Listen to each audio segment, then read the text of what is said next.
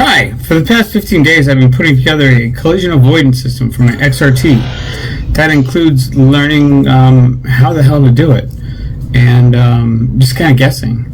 And I caught some good moments. I certainly caught the steps where I went from proof of concept to prototype to implementation on the XRT to implementation on the XRT to failed implementation on the XRT and failed implementation on the XRT, and fail, and then change, and then eventually success. And I had the video, so I figured I'd put a series together. I hope it's fun. I hope it's fun.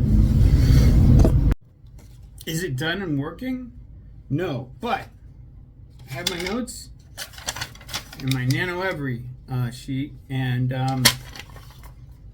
that is the final answer. That will, because it's really a simple circuit. It's one that really anybody can do because I did it. And anyway,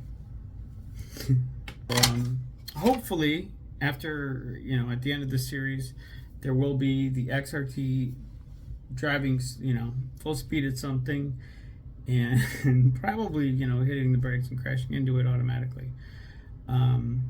Or who knows? I don't know, because... Hi, it's a quick correction to the video. It does work. Yeah,